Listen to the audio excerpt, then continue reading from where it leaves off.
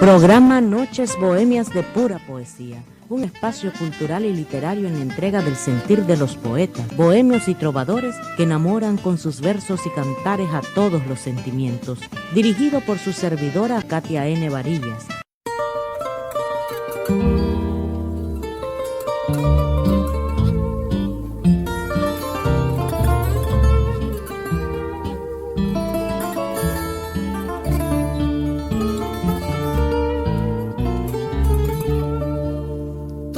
Amor que nos prenderá como se fora de cera, se quebrava e desfazia. Ai, funesta primavera, quem me dera, quem nos dera ter morrido nesse dia.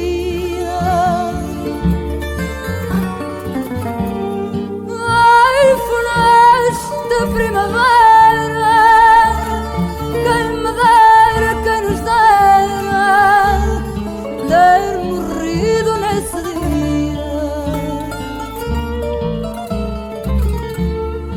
E condenaram-me a tanto viver comigo o meu pranto, viver e sem ti.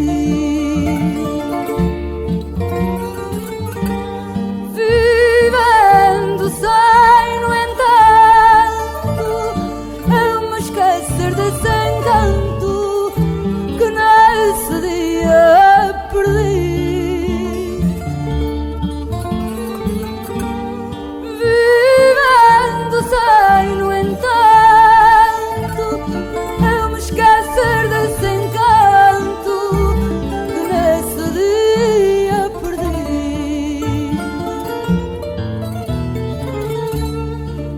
Pão duro da solidão é somente o que nos dão, o que nos dão a comer.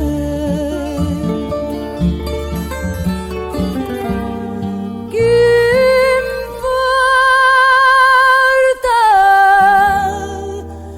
que o coração diga que sim ou que não, se continua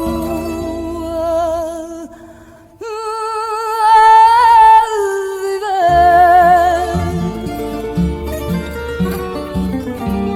Que importa que o coração diga que sim ou que não, se continua a viver.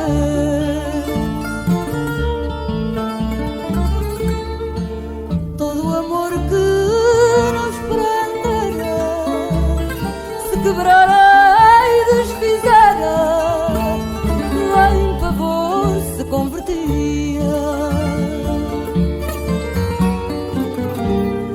Ninguém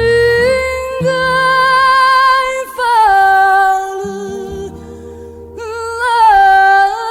em primavera, quem me dera, quem nos dera ter morrido nesse dia.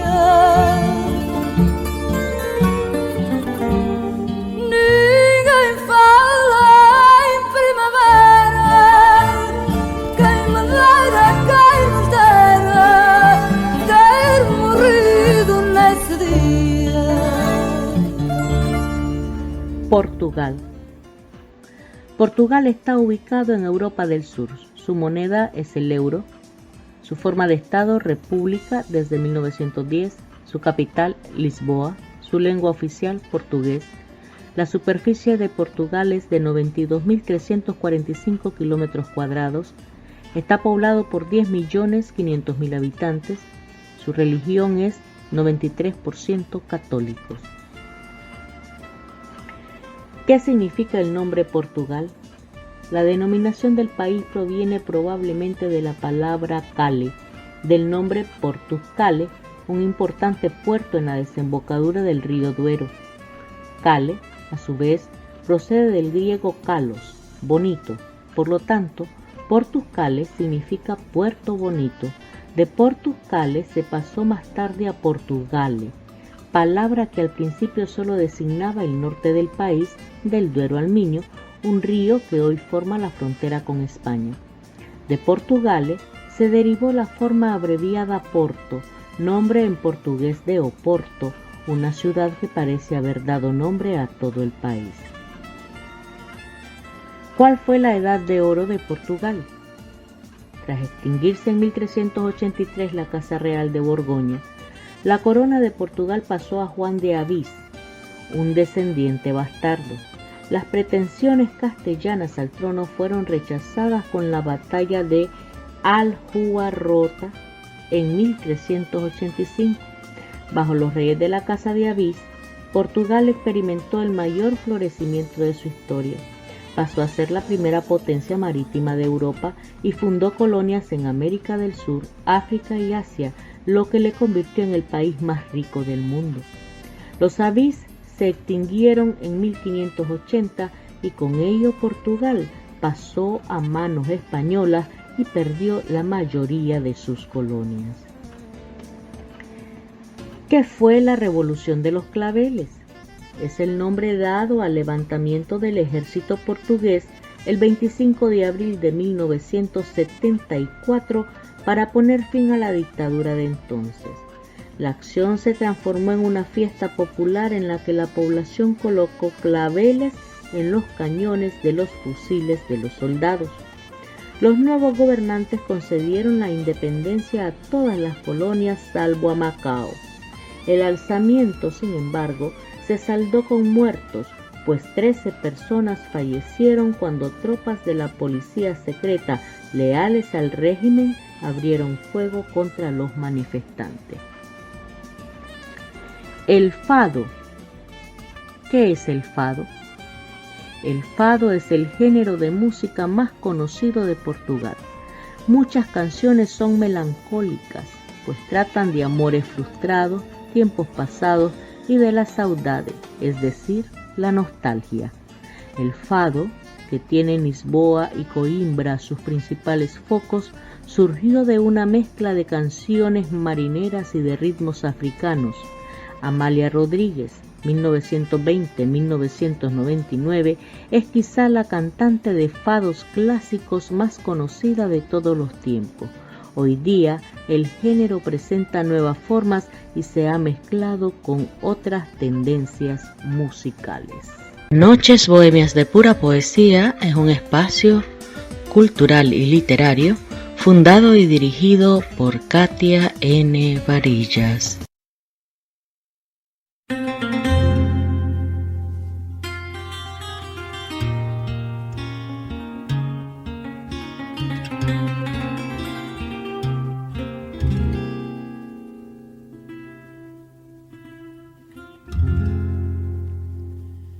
Com que voz chorarei meu triste fado, que em tão dura paixão me sepultou, que amor não seja agora, que me deixou o tempo, que me deixou o tempo de meu bem desenganado, de meu bem desenganado. Mas chorar não se estima neste estado, aonde suspirar nunca aproveitou. Triste quero viver, pois se mudou em tristeza, pois se mudou em tristeza a alegria do passado, a alegria do passado. De tanto mal a causa, amor puro, devido a quem bem de mim tenho ausente, por quem a vida e bens dele aventuro, por quem a vida e bens dele aventuro. Com que voz chorarei meu triste fado,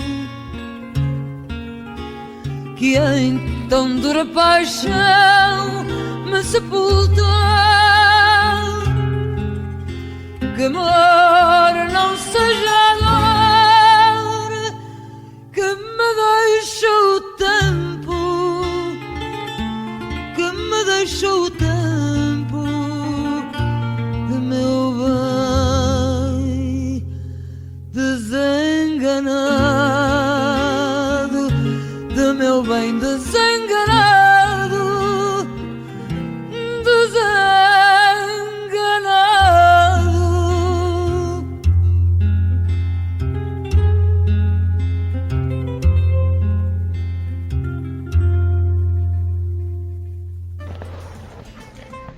Fernando de Magallanes nació en 1480, murió en 1521. Fue un marino portugués cuya expedición al servicio de España fue la primera en circunnavegar el globo en 1519-1522. Magallanes murió durante el viaje en lo que hoy son las Filipinas y solo regresaron a Europa 22 de los 270 tripulantes originales. En 1518, un cuarto de siglo después de Cristóbal Colón, Magallanes convenció al rey de España, Carlos I, de que le proporcionara una flota para explorar el mar que separaba Asia de América. A sus 39 años, al mando de una flota de 5 barcos y 265 hombres, comenzaba una expedición con un episodio que marcaría la historia de la navegación y de la humanidad. Regresó 3 años después en un barco improvisado con solo 18 hombres. Escucha Noches Bohemias de Pura Poesía en su canal de YouTube. Suscríbete y ten acceso a toda nuestra programación cultural y literaria. No puedes perdértelo. Noches Bohemias de Pura Poesía en youtube.com.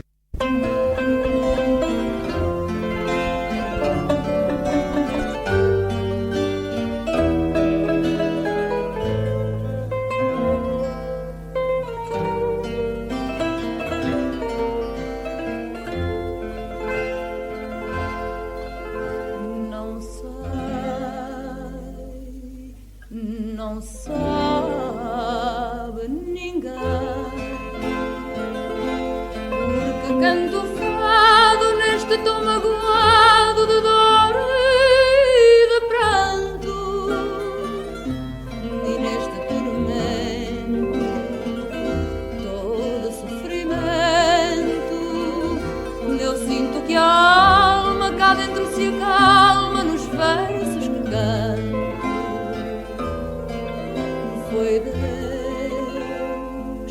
que deu luz aos olhos, perfumou as rosas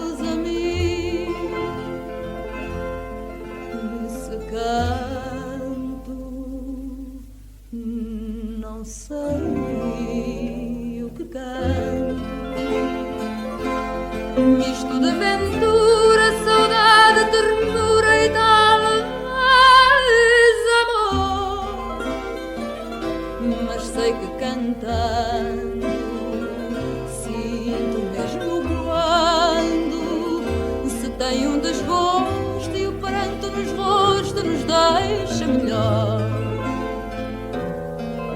Foi Deus que deu voz ao vento, luz ao firmamento e deu azul às ondas do mar.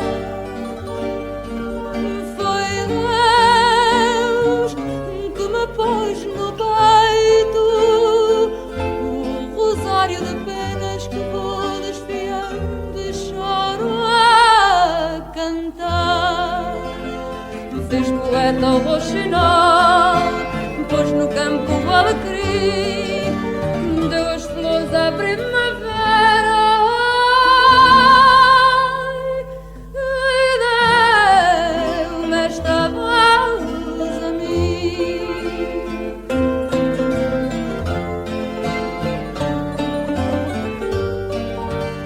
Deu as flores à primavera e deu-me esta voz a mim. Audible Studios presenta Magallanes, escrito por Stefan Zweig y leído por Iván Villanueva. Magallanes, el hombre y su gesta. Stefan Zweig. Traducción de José Fernández. Introducción. Los libros pueden tener su origen en los más variados sentimientos. Se escriben libros al calor de un entusiasmo o por un sentimiento de gratitud, pero también la exasperación, la cólera y el despecho pueden a su vez encender la pasión intelectual.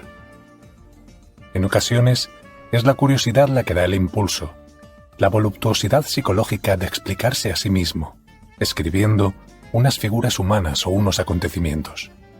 Pero otras veces, demasiadas, impelen a la producción motivos de índole más delicada, como la vanidad, el afán de lucro, la complacencia en uno mismo. En rigor, quien escribe debería dar cuenta de los sentimientos, de los apetitos personales que le han movido a escoger el asunto de cada una de sus obras. El íntimo origen del libro que aquí veis se me aparece a mí mismo con toda claridad. Nació de un sentimiento algo insólito, pero muy penetrante: la vergüenza. Sucedió de este modo. El año pasado tuve por primera vez la tan anhelada oportunidad de un viaje a América del Sur.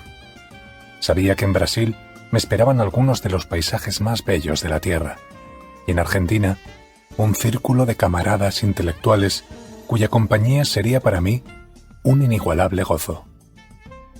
Y a esta anticipación, que por sí sola me hubiera hecho el viaje delicioso, uniéronse las circunstancias inmediatas del mismo: un mar tranquilo, la natural distensión en el holgado y rápido transatlántico, el sentirse libre de todas las ataduras y de las cotidianas vejaciones.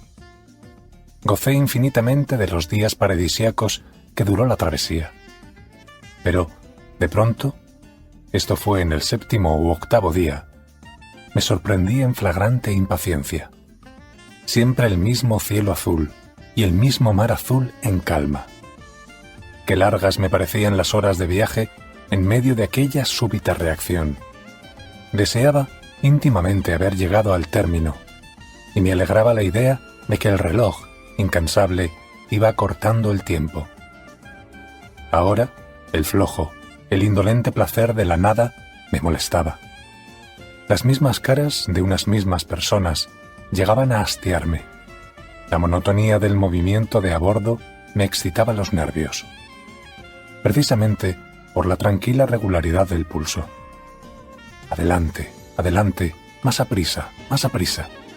De pronto, el bello transatlántico, tan lujoso, tan cómodo, no andaba con la suficiente velocidad. Tal vez solo faltaba este minuto en que se me reveló mi estado de impaciencia, para que inmediatamente me avergonzara de mí mismo. «Estás haciendo», me dije airado, «la más galana de las travesías en el más lujoso de los buques. Tienes a tu disposición todo el lujo que se puede alcanzar en la vida».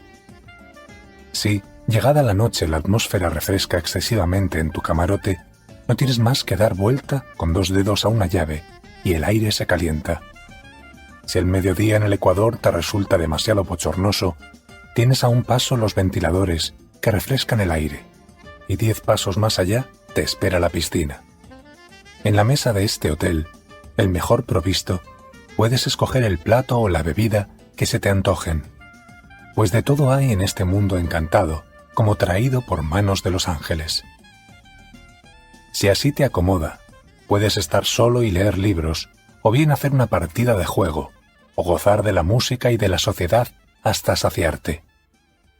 Se te brindan todas las comodidades y toda seguridad.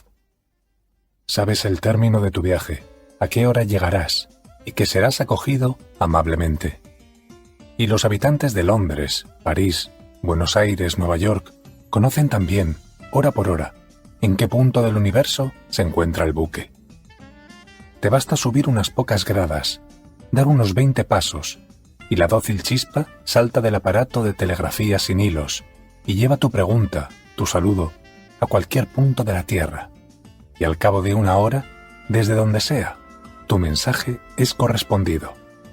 Acuérdate, impaciente, acuérdate, descontentadizo, como era en otro tiempo. Compara un momento este viaje de hoy con los de antaño, sobre todo en los primeros viajes de aquellos temerarios que descubrieron, en beneficio nuestro, estos mares inmensos y un mundo nuevo, y avergüénzate en su memoria. Intenta representártelos partiendo en sus frágiles barcas de pescador hacia lo desconocido, ignorantes de los derroteros, perdidos en lo infinito, continuamente expuestos al peligro, al capricho de las inclemencias del tiempo y a todas las torturas de la escasez.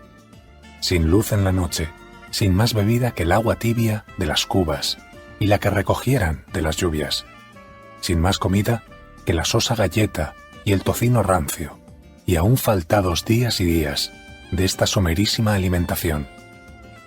Ni una cama, ni el oasis de una tregua, infernal el calor, sin misericordia el frío, y además la conciencia de la soledad, del desamparo en el desierto cruel del agua. Allá, en los hogares, durante meses y años, nadie sabía dónde estaban, ni ellos mismos sabían a dónde iban. La escasez era su compañera. La muerte los cercaba de noche y de día, en 1000 formas, por mar y tierra. No podían esperar más que peligros, así de los hombres como de los elementos, y durante meses y años, la soledad más espantosa rodeaba sus míseras embarcaciones. Sabían que nadie saldría en su socorro, que no encontrarían un solo barco durante meses y meses en aquellas aguas no surcadas, que nadie los sacaría del apuro y del peligro, ni podrían hacer saber su muerte, su fracaso. Así, revivían en mi interior los primeros viajes de los conquistadores del mar, y hube de avergonzarme de mi impaciencia. Una vez experimentado este sentimiento de vergüenza, no se borró de mí en toda la travesía. El pensamiento de aquellos héroes anónimos no me dejó un instante. Y quise saber más de quiénes fueron los primeros en afrontar los elementos y leer sobre los primeros viajes por los océanos inexplorados, cuya descripción ya me había impresionado en los años de mi infancia. Entré en la biblioteca del transatlántico y cogí al azar unos volúmenes. De entre todas las figuras y todas las rutas, mi admiración se asió a los hechos del hombre que, en mi sentir, llegó a lo más extraordinario en la historia de los descubrimientos geográficos: Fernando Magallanes, el que salió de Sevilla con 5 barcas de pescador para dar la vuelta a toda la tierra. Tal vez, en la historia de la humanidad, es la historia más magnífica esta partida de 265 hombres resueltos, de los cuales solo 18 volvieron a sus lares, en los míseros barcos castigados, pero con la bandera de la gran victoria en el mástil. No eran muy abundantes las noticias, para mi deseo al menos, en aquellos libros. De vuelta a mi hogar, leí e investigué más y más, asombrándome a cada paso de cuán poco digno de crédito se había expuesto hasta entonces sobre aquella realización heroica. Como ya me ha sucedido otras veces, no hallé mejor ni más eficaz modo para aclararme a mí mismo el hecho que darle forma y describirlo para otros. Así nació este libro, causándome sorpresa a mí mismo, si he de decir honradamente la verdad. Mientras describía, ajustándome a los documentos fidedignos a mi alcance, fiel a la realidad, esta segunda odisea tenía continuamente la singular sensación de contar algo inventado, uno de los más altos anhelos, una de las sagradas leyendas de la humanidad. Nada hay más excelente que una verdad que parece inverosímil. Siempre se adhiere a las grandes gestas de la humanidad algo de inconcebible, porque en realidad se eleva muy por encima del nivel medio. Es precisamente en lo increíble que ha llevado a cabo cómo la humanidad remoza la fe en sí misma. Magallanes, el hombre y su gesta.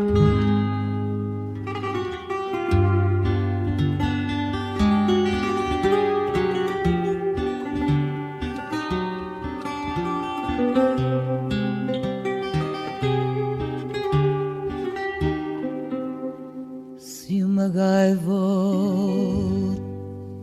viesse trazer-me o céu de Lisboa no desenho que fizesse,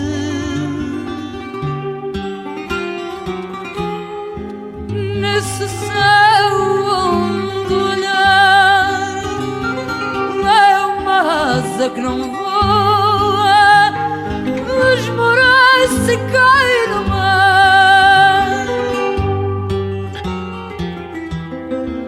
Que perfeito coração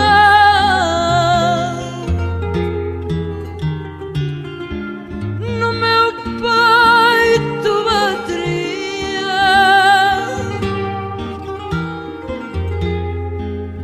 Meu amor, na tua mão, nessa mão onde cabia perfeito meu coração.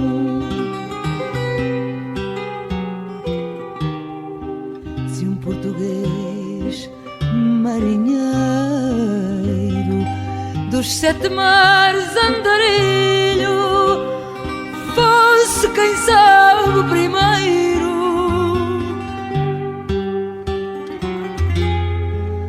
a contar-me o que inventasse, se um olhar de novo brilho ao meu olhar se lançasse. Que perfeito coração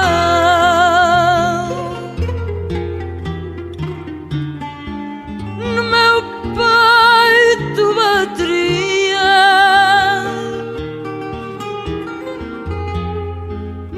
Meu amor, na tua mão, nessa mão onde cabia perfeito o meu coração. Se ao dizer adeus à vida as aves todas do céu me descem na despedida,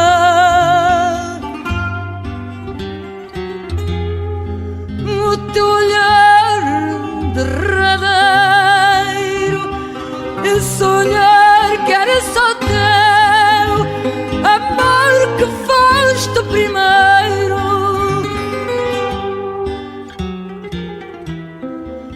Que perfeito coração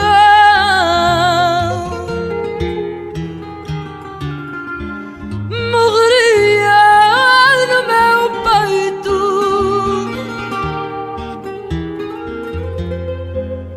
Meu amor, na tua mão, nessa mão onde perfeito bateu o meu coração.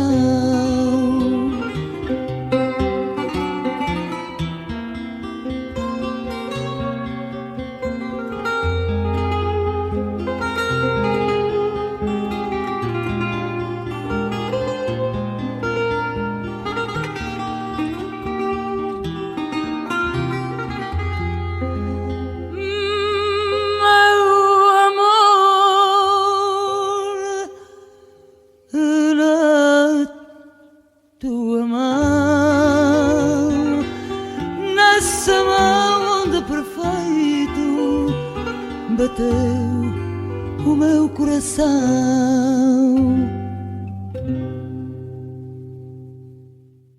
Noches bohemias de pura poesía, dirigido por la narradora, difusora cultural, escritora y poeta independiente Katia N. Varillas, desde la ciudad de San Francisco, California, Estados Unidos de América.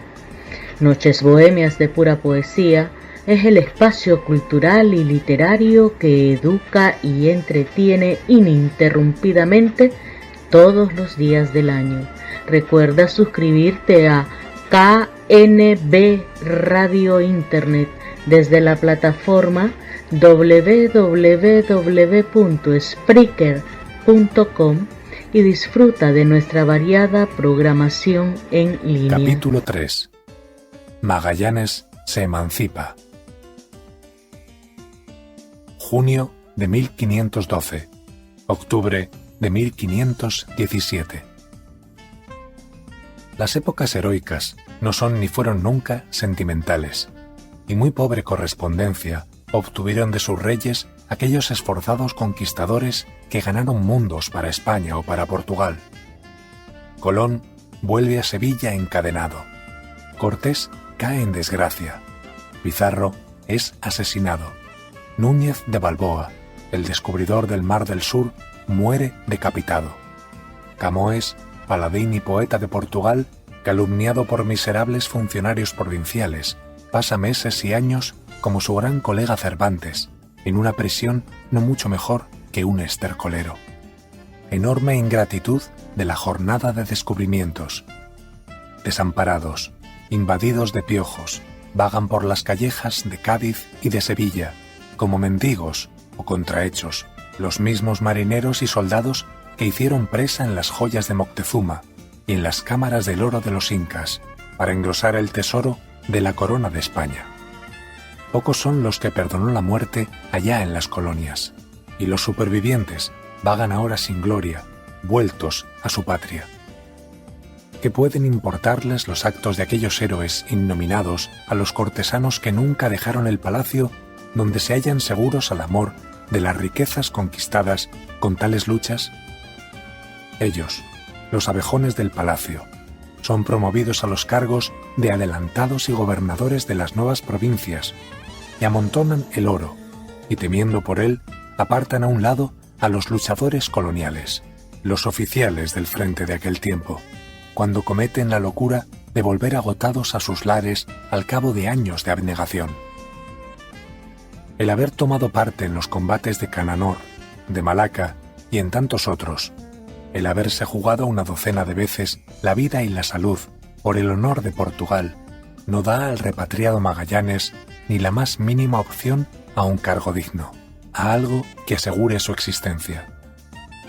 Solo a la casual circunstancia de su ascendencia noble, ya que anteriormente había pertenecido a la casa del rey, Criasao do Rei, ha de agradecer que lo incluyan en la lista de los que reciben pensiones, o más bien limosnas, y esto en la categoría inferior, o sea, como mozo fidalgo, con la miseria de 1000 reis mensuales. Solo al cabo de un mes, y probablemente no sin dificultades, le es concedido un pequeño ascenso a fidalgo escudeiro, con 1850 reis, o, según otra noticia, a la jerarquía de cabaleiro fidalgo, con 1250 reis. De todos modos, sea cual fuere el más ajustado de esos títulos, ninguno importaba gran cosa, ya que ninguno de ellos obliga o da derecho a Magallanes para nada más que holgar de antecámara en antecámara. Un hombre de honor y de ambiciones no se contenta durante mucho tiempo con una posición mendicante como esta. No es de extrañar que Magallanes aproveche, si no la mejor, la primera ocasión para enrolarse de nuevo en el servicio militar, donde pueda poner en valor su actividad y sus cualidades.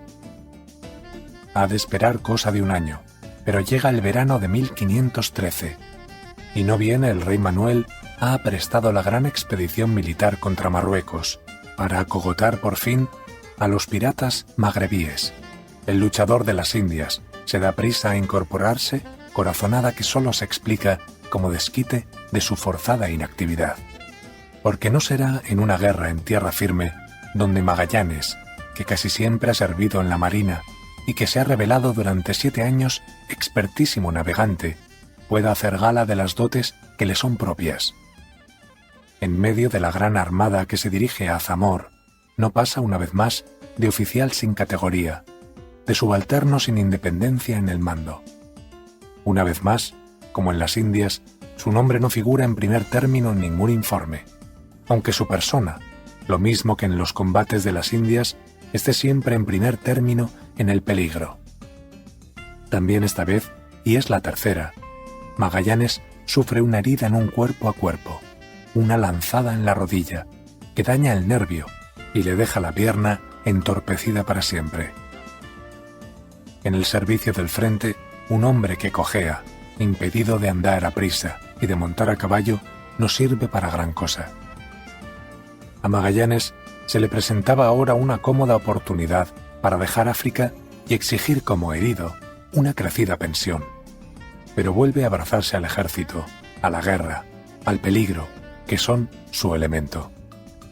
El herido es designado, junto con otro oficial, para el cargo de oficial de presas, cuadrileiro das preses, y administra la enorme cantidad de caballos y ganadería tomados a los moros.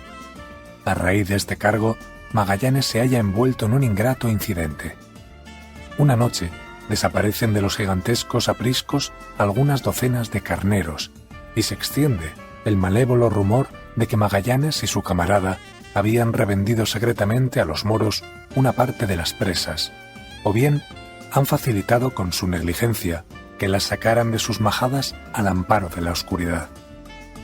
Por singular coincidencia, esta miserable sospecha de infidelidad en perjuicio del Estado es la misma con la que los empleados de las colonias portuguesas, unos decenios más tarde, denigrarán a otro hombre famoso, el poeta Camões. El honor de ambos, que tuvieron 100 facilidades para enriquecerse en el saqueo durante sus años de las Indias y volvieron pobres, será manchado con las mismas injuriosas sospechas. Pero afortunadamente, Magallanes es de más fuerte madera que el blando Camões. No se le ocurre que aquella clase de criaturas hayan de llamarle a juicio y dejarle consumir durante meses en las prisiones, como a Camões.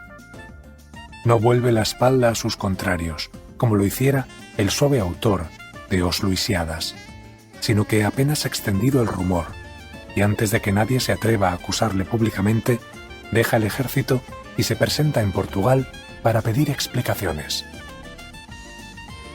La prueba de que Magallanes no se sentía culpable en lo más mínimo de los turbios actos que le imputaban es que, llegado a Lisboa, reclama audiencia del rey, pero no para defenderse, antes al contrario, para exigir por fin, plenamente satisfecho de la obligación cumplida, una ocupación más digna y mejor paga.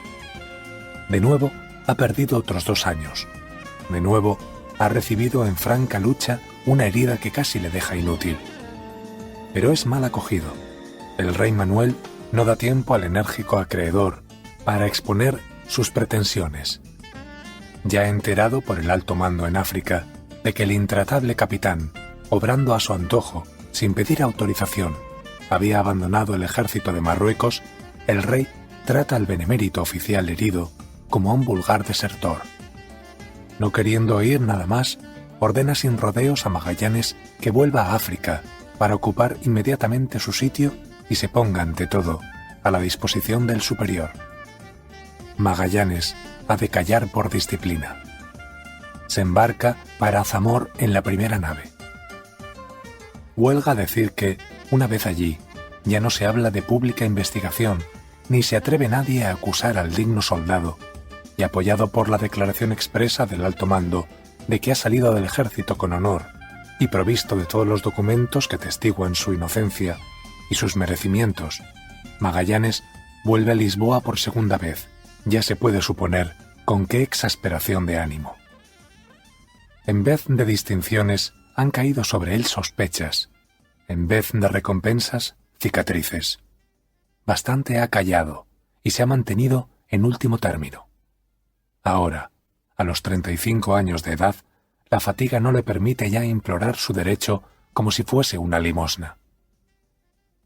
La prudencia debió aconsejar a Magallanes, en aquel caso, dejar para más adelante el insistir cerca del rey Manuel. Sería mejor pasar una temporada quietamente, granjeándose relaciones y amistades en las esferas cortesanas, no escatimando su presencia ni las lisonjas. Pero la habilidad y la flexibilidad nunca se avinieron con Magallanes. Por poco que sepamos de él, basta para cerciorarnos de que aquel hombre tostado, pequeño, borroso y reservado, no poseyó ni un gramo siquiera del don de gentes. El rey, no se sabe por qué, le tuvo inquina toda la vida, sempre teve un mantejo, y aún su inseparable Pigafetta ha de confesar que los oficiales lo odiaban sinceramente. Li capitani sui lo odiavano. Todo era aspereza a su alrededor, como dice la Raquel de Kleist. No sabía sonreír, ni ser amable, ni complaciente, como tampoco dar cuerpo a sus ideas en la conversación. Nada afable ni comunicativo, siempre envuelto en una nube misteriosa. El eterno solitario debía crear a su alrededor una atmósfera glacial, de incomodidad y de recelo, pues pocos llegaron a tratarle y ninguno conoció su íntimo sentir. Instintivamente, sus camaradas barruntaban en su callado alejamiento una ambición de índole oscura que se les hacía más sospechosa que la de los cazadores de ocasiones, los cuales abiertamente, sin rubor y con vehemencia, se lanzaban sobre las tajadas. Algo quedaba continuamente oculto tras sus ojillos hundidos y duros, tras de su boca emboscada, un secreto que no descubría a nadie. Un hombre que guarda un secreto y tiene la fuerza de oprimirlo años enteros tras de los dientes, se hará extraño a unos y a otros. Magallanes, desde los abismos de su ser, fue siempre creándose alrededor la oposición. No era fácil estar con él y por él, y quizás era más difícil aún, para el trágico solitario, estar tan solo consigo mismo. También, esta vez el fidalgo escudeiro, Fernando de Magallanes, se presenta solo, sin protector ni abogado, a la audiencia del rey, escogiendo el peor de los caminos para la corte, el camino recto y sincero.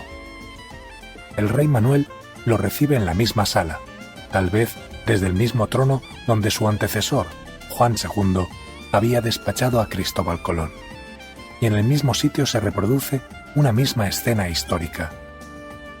Porque el hombrecillo de anchos hombros, de campesino, de ademán rudo, con su barba negra, el portugués de ojos emboscados y hundidos, que ahora se inclina ante su soberano, y a quien éste despedirá con el mismo desdén, no desmerece en los propósitos de aquel genovés llegado de fuera, y tal vez en decisión y en experiencia sea Magallanes superior a Colón, su famoso antecesor. No hubo, de aquella hora del destino, otro testigo que el rey, pero a través de las descripciones coincidentes de las crónicas de la época, nos parece estar en la sala del trono, salvando la distancia de siglos. Magallanes, cojeando de su pierna maltrecha, se acerca al rey y con una inclinación le tiende los documentos que prueban en forma incontrovertible lo injusto de las maliciosas acusaciones. Inmediatamente, después de presentadas esas pruebas, hace al rey el primer ruego, que en atención a su última herida, que le hace inútil para la guerra, le sea aumentado su sueldo mensual, su moradía, en medio cruzado, aproximadamente un chelín inglés de nuestros días. Es un aumento insignificante, ridículo el que reclama, y no parece propia del hombre orgulloso, recio y con ambiciones esta petición, con la rodilla hincada. Y es que Magallanes poco le importa naturalmente la pieza de plata de medio cruzado. Lo que le importa es su categoría, su honor. Allá en la corte, el importe de la moradía, de la pensión, entre los cortesanos celosos unos de otros que se apartan a codazos, representa el grado que ocupa cada noble en la casa real. Magallanes, con sus 35 años, veterano de las guerras de las Indias y de Marruecos, no quiere permanecer más tiempo a la retaguardia de aquellos muchachos a quienes apunta el bozo, que aguantan el plato al rey o abren la portezuela de su coche. Nunca el orgullo le ha movido a dar empujones a nadie, pero sí le veda el dejarse poner detrás de los más jóvenes y de los que tienen menos mérito. No quiere que se le estime en menos de lo que él se estima a sí mismo y a su tarea. Pero el rey Manuel observa, duro el entrecejo, al inquieto solicitante. Tampoco a él, rico entre todos los monarcas, le importa la miserable moneda de plata. Lo que le molesta es la actitud de este hombre que, lejos de rogar humildemente, exige impetuoso, que no se conforma con esperar que el rey le conceda el sueldo como una gracia, sino que insiste, embarado y cerril, como si se tratara de un derecho. Ea, ya aprenderá a esperar y a pedir ese muchacho testarudo. Mal aconsejado por el enojo, Manuel, llamado el Fortunado, el Dichoso, rehúsa, por desdicha, el aumento de pensión que exige Magallanes, sin imaginar los miles de ducados de oro que, en día no lejano, quisiera poder pagar a cambio del medio cruzado que ahora niega. Es hora de que Magallanes se retire, pues la frente nublada del rey no deja esperar ni un rayo siquiera de cortesana benevolencia. Pero, lejos de inclinarse, servil y dejar la sala, Magallanes, endurecido por el orgullo, permanece de pie, imperturbable, ante su monarca y expone el segundo ruego, el que más le interesa.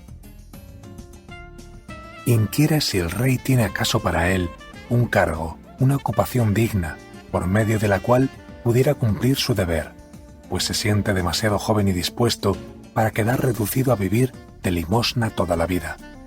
Cada mes y hasta cada semana salen de los puertos de Portugal los barcos que van a las Indias, a África y a Brasil. Nada tan propio como confiar el mando de uno de los muchos barcos a un hombre que conoce los mares del este tan bien como el mejor. Nadie en la ciudad, ni en todo el imperio, con excepción del veterano Vasco de Gama, podría gloriarse de superar en conocimientos a Magallanes. Pero al rey Manuel se le hace a cada momento más insoportable la dura mirada exigente del creyente. Sin dar a Magallanes ninguna esperanza, le responde fríamente que no tiene ningún cargo para él. Es asunto concluido, la última palabra. Pero Magallanes expone todavía una tercera petición, más bien una simple pregunta. Magallanes pregunta al rey si tendrá inconveniente en que preste sus servicios a otro país donde haya esperanzas de ser mejor atendido.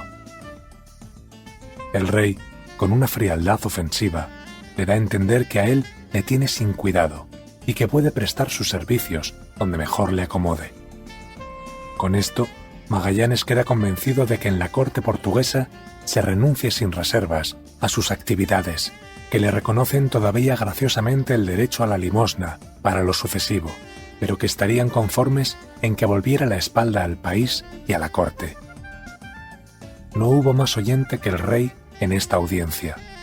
No se sabe si fue entonces o en otra ocasión cuando Magallanes debió de exponer al rey su plan secreto.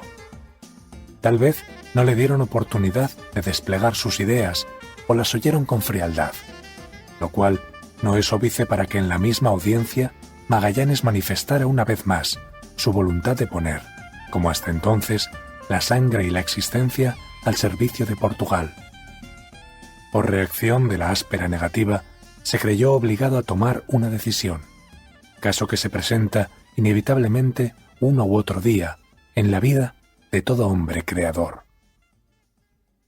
En el momento de salir como un mendigo rechazado del palacio de su rey, está convencido de que no es hora de esperar ni de vacilar. Con sus 35 años, ha vivido y experimentado en los campos y en el mar todo lo que un guerrero y un navegante puedan reunir de conocimientos. Había rodeado el Cabo 4 veces, 2 por el occidente y 2 por el oriente. Ha estado innumerables veces a punto de morir. 3 veces ha sentido en la carne cálida y sangrienta el frío del metal de las armas enemigas. Ha visto una porción de mundo inconmensurable sabe más del oriente de la Tierra que todos los geógrafos y los cartógrafos famosos de su tiempo. Ha dado testimonio de conocer toda la técnica de la guerra en casi 10 años de prueba. Sabe manejar la espada y el arcabuz, servirse del timón y de la brújula, y gobernar el velamen como el cañón, el remo, la azada y la lanza. Sabe orientarse en los portulanos, servirse de la sonda, y con no menos exactitud que un maestro en astronomía, utiliza todos los instrumentos náuticos.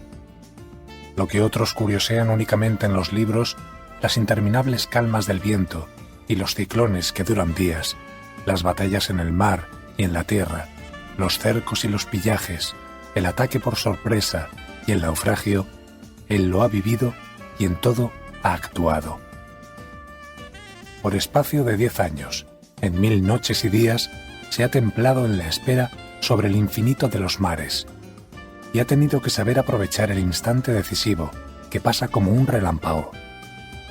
Se ha familiarizado con toda raza de hombres, amarillos y blancos, negros y morenos, hindúes y negros, malayos y chinos, árabes y turcos.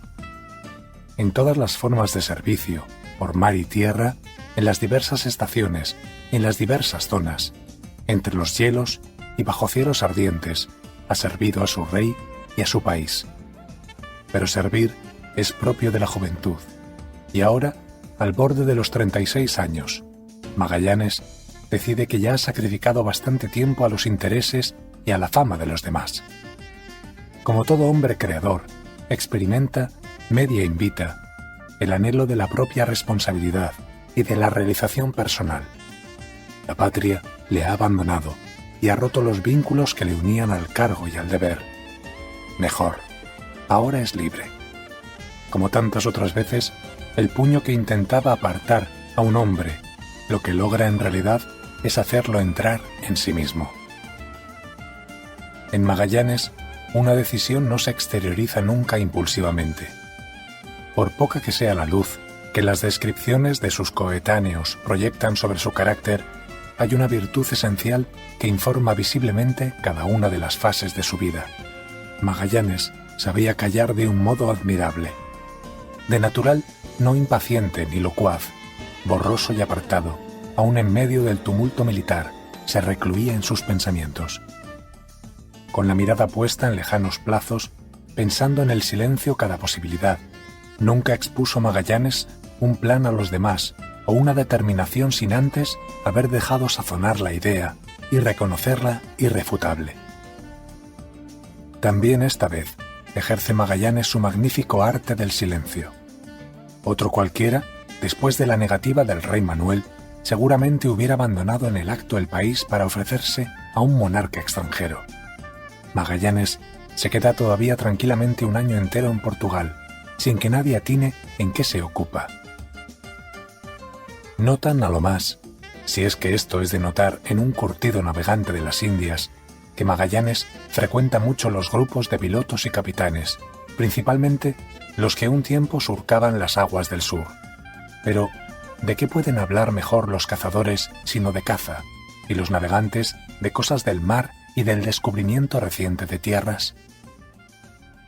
Tampoco es bastante para despertar ninguna sospecha el verle en la tesorería, archivo particular del rey Manuel, sobre los mapas de las costas, los portulanos y las libretas de a bordo de las últimas expediciones a Brasil, que allí se archivan en calidad de secretísima. ¿En qué se ocuparía un capitán cesante, en sus muchas horas libres, sino en el estudio de los libros y los informes sobre las tierras y los mares recién descubiertos? Más bien, puede resultar chocante la amistad que ha hecho Magallanes. Este hombre, Ruy Faleiro, con quien parece intimar de día en día, por lo inquieto y nervioso, por su fogoso intelectualismo y la vehemencia de su temple, presuntuoso y pendenciero como es, no se diría apto para congeniar con el navegante guerrero, silencioso, contenido, impenetrable. Pero las dotes de los dos hombres, a los que pronto se ve como inseparables, precisamente porque son los dos polos, dan por resultado una cierta armonía que necesariamente será breve. Como para Magallanes, la aventura del mar y la investigación práctica del mundo terrestre son para Faleiro lo más apasionante las noticias abstractas del cielo y de la tierra. En calidad de teórico puro y de estudioso que no ha pisado los barcos, que no ha salido de Portugal y solo sabe de la tierra a través de los cálculos, libros, tablas y mapas, conoce Rui Faleiro los lejanos derroteros del cielo y de la tierra, y en esta esfera abstracta, como cartógrafo y astrónomo, es considerado la más alta autoridad. No sabe armar una vela, pero tiene un sistema de su invención para calcular las longitudes que, aunque defectuoso, abarca todo el globo y prestará decisivos servicios a Magallanes andando el tiempo. No ha gobernado nunca un timón, pero los mapas oceanográficos, los portulanos, los astrolabios y otros instrumentos construidos por su propia mano parecen haber sido los más perfectos auxiliares de la navegación en su época. Magallanes, el práctico ideal, cuyas universidades fueron la guerra y la aventura, que no sabe más del cielo y de la tierra que lo que en sus viajes ha aprendido, pudo sacar inmensa utilidad de la frecuentación de aquel especialista. Precisamente porque son como dos polos opuestos en sus dotes e inclinaciones, se completan ambos felizmente. Como siempre, se han completado el cálculo y la experiencia, la idea y la acción, el espíritu y la materia. Pero en este caso particular hay además la comunidad de destino. Estos dos portugueses extraordinarios han sido ofendidos en las convicciones por su soberano, y se les ha impedido realizar la empresa de su vida. Rui Faleiro aspira desde hace años al cargo de astrónomo real, y nadie se hallaría en tierra portuguesa con derecho tan bien adquirido a tal aspiración. Pero como Magallanes, con su reservado orgullo, Rui Faleiro parece tener ofendida a la corte con su condición impulsiva, nerviosa, pronta, que se molesta fácilmente. Sus contrarios le tachan de majadero, y para deshacerse de él por medio de la Inquisición, propagan la sospecha de que Faleiro utiliza en sus trabajos fuerzas del espíritu más allá de lo natural y debe de estar aliado con el demonio. Así se ven ambos, Magallanes y Rui Faleiro, relegados, por razones de odio y desconfianza, en su misma patria. Y esta presión de desconfianza y odio en el ambiente es lo que los acerca más. Faleiro estudia las comunicaciones y los proyectos de Magallanes, les da estructura científica, y sus cálculos reafirman con datos precisos lo que Magallanes conocía por pura intuición. Cuanto más cotejan sus experiencias el teórico y el práctico, más apasionada se hace la decisión de dar realidad a un proyecto concreto y de que sea en común, como en común lo han madurado y estructurado. Comprométense bajo palabra de honor a guardar el secreto de su propósito hasta que llegue el momento decisivo de la realización, y si es preciso, llevar a cabo sin el apoyo de su patria y hasta contra ella, un hecho que no ha de pertenecer a un país único, sino a toda la humanidad. Ha llegado el momento de preguntar, ¿qué hay propiamente bajo el proyecto misterioso que Magallanes y Faleiro discuten como unos conjurados a la sombra del Palacio Real? ¿En qué consiste esa novedad, esa cosa nunca vista, y qué es lo que hace tan precioso el plan para que se obliguen a mantenerlo escondido como un arma envenenada? La respuesta desilusiona de momento. El plan no es otro que la misma idea que ya trajo Magallanes de las Indias y a cuya realización le animó Serrao. El llegar a las opulentas islas de las Especias no como los portugueses hasta Oriente, por la ruta de África, sino por Occidente y bordeando América. Este plan no ofrece, al parecer, ninguna novedad. Ya es sabido que el mismo Colón no había salido para descubrir la entonces todavía desconocida América, sino para llegar a las Indias, y cuando por fin el mundo se dio cuenta de su error, él nunca lo reconoció y creyó hasta su muerte haber desembarcado en una provincia del Khan de China. No pensó España, en modo alguno, renunciar al viaje a las Indias por razón de aquel casual descubrimiento, porque al gozo del principio había seguido la decepción. Se sabía ya que era una fábula, la noticia del precipitado y fantástico Colón de que en Santo Domingo y en la Española el oro se encontraba casi a flor de tierra. Ni oro ni especias se habían hallado, ni siquiera el llamado marfil negro, ya que los endebles indios no podían ser útiles como esclavos. Hasta que Pizarro no saqueó las cámaras del tesoro de los incas y fue sacada la plata de las minas de Potosí, el descubrimiento de América era comercialmente una bicoca, y a los castellanos les daría más que hacer la colonización y gobierno de América que la rápida expedición al paraíso de las joyas y de las especias. Proseguíanse sin tregua los tanteos bajo las órdenes de la corona para bordear navegando la nueva tierra firme encontrada y hacer irrupción antes que los portugueses en la verdadera cámara de los tesoros de Oriente, en las islas de las especias. Una expedición iba en pos de otra, pero los españoles, como antes los portugueses en África, hubieron de soportar pronto la decepción en busca de aquella ruta marítima que los llevara a las islas anheladas. Porque la nueva tierra de América resultaba ser mucho más extensa de lo que sospecharon al principio. Fuera por el sur, fuera por el norte, en todas las rutas del mar que quieren abrir con sus buques, les sale al paso una escarpada barrera de tierra firme. Como una ancha viga, les cierra el camino el extenso continente, ese estorbo de América. Uno tras otro prueban fortuna los grandes conquistadores, a ver si dan con el paso, con el estrecho apetecible. Colón, en su cuarto viaje, se decanta al oeste para regresar por las Indias y da con la barrera. La expedición en la cual participa Vespucio tienta en balde toda la costa americana del sur, con propósito de andare a scoprire una isola verso oriente che si dice Melacha, para llegar a las Molucas, las islas de la especiería. Cortés, en su cuarta relación, promete explícitamente al emperador Carlos que va a buscar la entrada por Panamá. Corte-Real y Cabot intentan la entrada al norte por los derroteros del Mar Glacial, y Juan Díaz de Solís, al sur, por el Río de la Plata, pero es en vano. Por todas partes, al norte, al sur, en las zonas glaciales, como en los grados tropicales, la misma muralla inconmovible de tierra y piedra. Empieza a desvanecerse la esperanza de llegar por el océano Atlántico a aquel otro que vio por primera vez Núñez de Balboa desde los altos del Panamá. Los cosmógrafos ya trazan en sus mapas el sur de América como pegado al polo antártico. Ya se han estrellado innumerables barcos en esa vana exploración. Y España se conforma con quedar excluida de las tierras y mares del opulento océano Índico porque es imposible encontrar el paso, la entrada, con tanta pasión buscado. Y de pronto sale del anónimo de su existencia el pequeño capitán Magallanes y declara, con la emoción de la seguridad absoluta: hay un paso del océano Atlántico al Pacífico. Lo sé, conozco el sitio.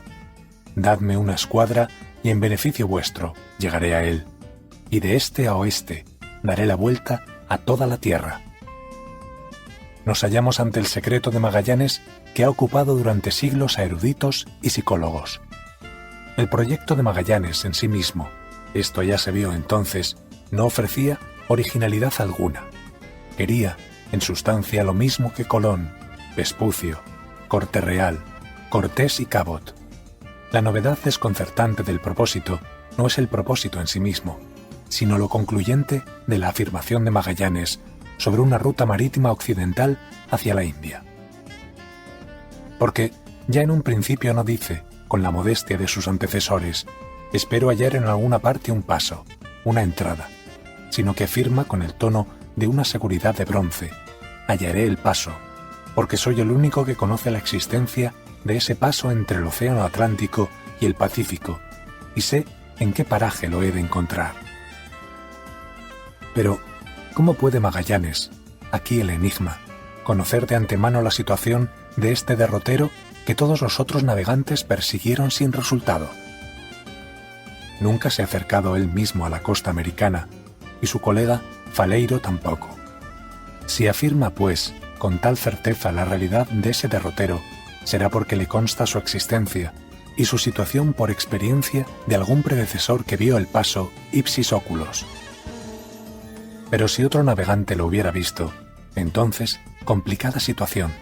Magallanes no sería el glorioso descubridor que festeja la historia, sino el plagiador, el usurpador de la realización ajena. Entonces, estaría tan fuera de lo justo el haber dado su nombre al estrecho de Magallanes, como el dar a América el de Américo Vespucio, que no fue su descubridor. En esta única pregunta queda pues condensado el verdadero secreto de la historia de Magallanes.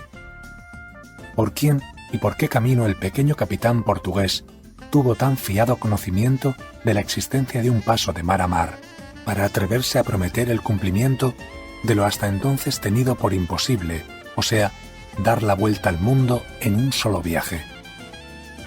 El primer indicio de cuál pudiera ser la base de información que tal seguridad prestaba al propósito de Magallanes lo debemos a Antonio Pigafetta, su confidente y biógrafo, quien da este informe. Aun teniendo ante los ojos la entrada de aquel estrecho, ninguno de los tripulantes hubiera creído en la posibilidad de su oficio de comunicación entre los océanos. El convencimiento de Magallanes hubiera sido el único inconmovible, por conocer ya de antemano la existencia del escondido estrecho gracias a un mapa del famoso cosmógrafo Martin Behaim, que había atisbado en el archivo particular del rey de Portugal.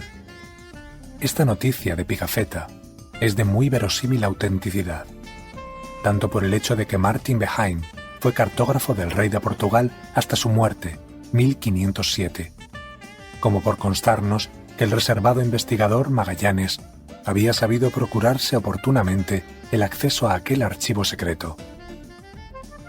Pero el tal Martin Behaim, el rompecabezas se complica, no había formado parte personalmente en ninguna expedición de ultramar. Por tanto, también él debió de recoger de otros navegantes la pasmosa afirmación de la existencia de un paso. También él debió de tener precursores. Y una pregunta sigue la otra. ¿Quiénes eran los precursores, esos navegantes desconocidos, los auténticos descubridores? ¿Penetraron en realidad otros buques portugueses antes de que nadie delineara aquellos mapas y globos hasta el misterioso estrecho del Atlántico al Pacífico? He aquí que unos documentos intangibles vienen a darnos la seguridad de que a principios del siglo, varias expediciones portuguesas, una de ellas guiada por Vespucio, habían dado noticia de las costas de Brasil y tal vez de Argentina. Solamente ellos podían haber visto el paso. Pero la cuestión no acaba aquí, y una pregunta llama a la otra. Aquellas misteriosas expediciones, ¿hasta dónde habían llegado? ¿Habían alcanzado la travesía, el estrecho de Magallanes? Para suponer que otros navegantes conocieran el paso antes que Magallanes, no existía más punto de apoyo que aquella noticia de Pigafetta y un globo de Johannes Schoner, hoy todavía existente, que ya en 1515, antes por tanto de la expedición de Magallanes, señala claramente un paso al sur, si bien en un sitio equivocado. Nada de esto, empero, nos explica de dónde pudieron sacar sus informaciones Behaim y el profesor alemán. En aquella edad de los descubrimientos, cada nación velaba con celo comercial porque pertenecieran rigurosamente secretos los resultados de las expediciones. Las libretas de observación de los pilotos, las memorias de los capitanes, los mapas y portulanos se guardaban severamente en la tesorería de Lisboa, y el rey Manuel prohibía, por el edicto de 13 de noviembre de 1504, hacer declaraciones acerca de la navegación más allá de la corriente del Congo, a fin de que los extranjeros no puedan aprovecharse de los descubrimientos de Portugal. Ya se hubiera creído vana la cuestión de la primacía cuando, a un siglo de distancia, un hallazgo insospechado vino a aclarar, o así pareció al menos, a quién debían Behaim y Schoner, y por remate Magallanes, sus conocimientos geográficos. Era una hoja en alemán, impresa en un papel muy malo, lo que se descubrió. Copia Der Neuen Zeitung auf Preisenland, y tenía el carácter de un informe que el comercio de Portugal presentó a principios del siglo a los grandes mercaderes de Augsburgo. En un alemán espeluznante se da noticia en la hoja de que un buque portugués cerca del grado 40 de latitud ha encontrado un cabo, correspondiendo al de Buena Esperanza, y que, dando la vuelta a ese cabo, se ha visto que detrás, en dirección de este a oeste, hay un ancho paso, parecido al estrecho de Gibraltar, que comunica con el otro mar, de modo que es cosa fácil por ese camino alcanzar las Molucas, las islas de la especiería. Claramente afirma, pues, dicho informe, la existencia de una comunicación entre el Océano Atlántico y el Pacífico. Quo erat demonstrandum. El enigma parecía así descifrado, y Magallanes, declarado usurpador, plagiador de un descubrimiento anterior a él.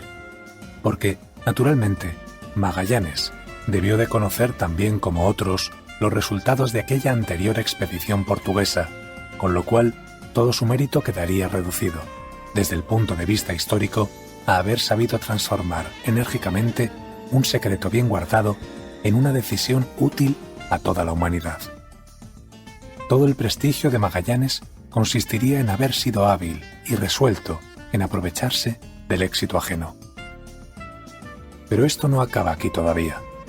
Hoy sabemos muy bien lo que Magallanes ignoraba, que aquellos navegantes de la desconocida expedición portuguesa no llegaron nunca prácticamente al estrecho de Magallanes, y que sus informes, los cuales Magallanes, no menos crédulo que Martin Behaim y Johannes Schoner, aceptó como buenos, eran en realidad una mala interpretación, un error fácilmente comprensible.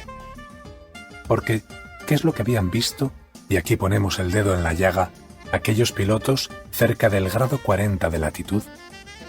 ¿Qué es propiamente lo que comunica aquel testimonio de vista de la Neuwied-Zeitung?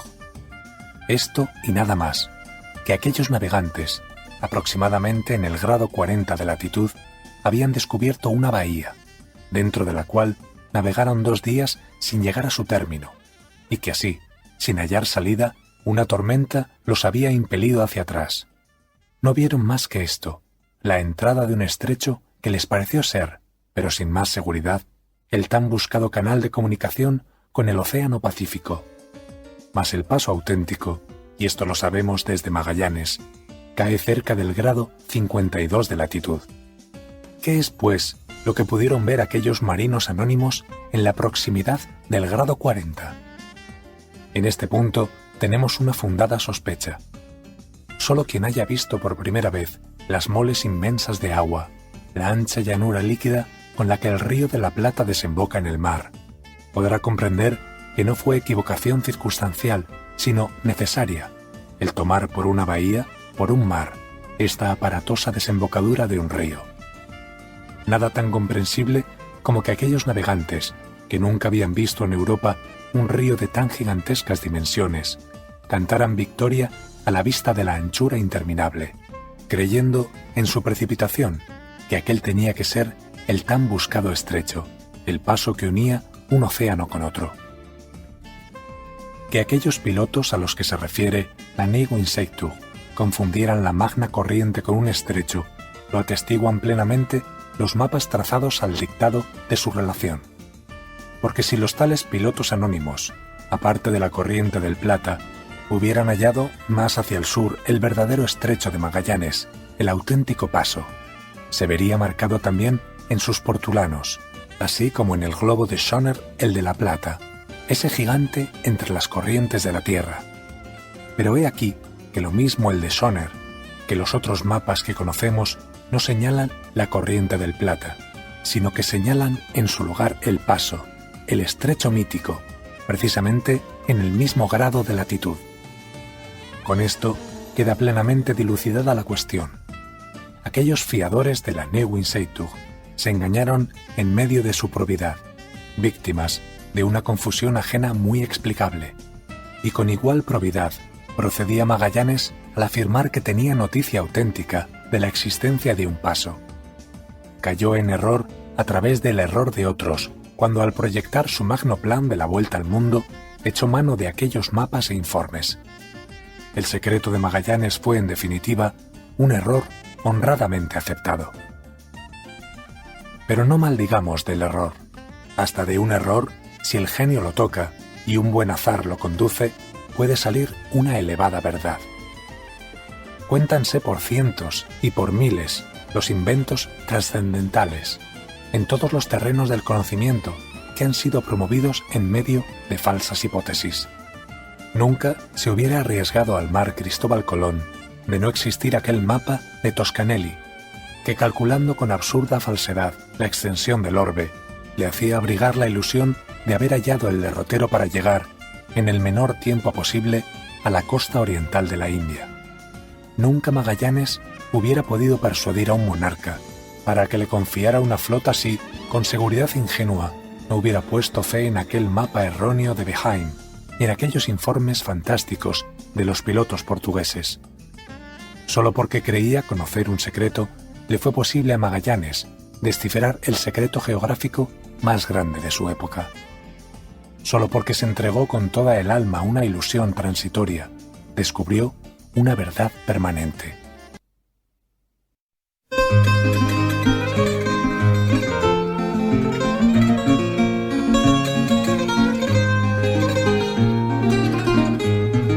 Lisboa, cidade amiga, que és meu berço de embalar, ensina-me uma cantiga das que tu sabes cantar, uma cantiga singela, daquelas de enfeitiçar, para eu cantar à janela quando o meu amor passar. Sempre que Lisboa canta, não sei se canta, não sei se reza, a sua voz com carinho canta baixinho sua tristeza.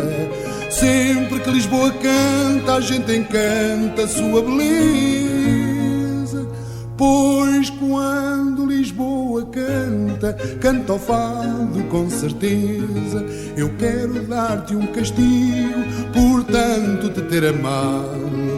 Quero que cantes comigo os versos do mesmo fado. Quero que Lisboa guarde tantos fados que cantei, para cantar-me mais tarde os fados que lhe ensinei. Sempre que Lisboa canta, não sei se canta, não sei se reza, a sua voz com carinho canta baixinho sua tristeza. Sempre que Lisboa canta, a gente encanta sua beleza, pois quando Lisboa canta, canta o fado com certeza.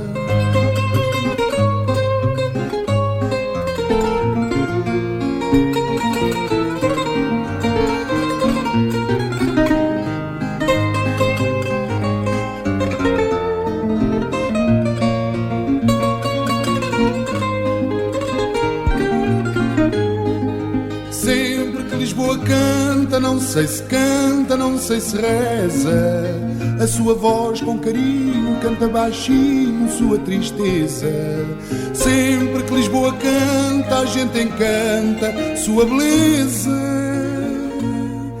pois quando Lisboa canta, canta o fado com certeza.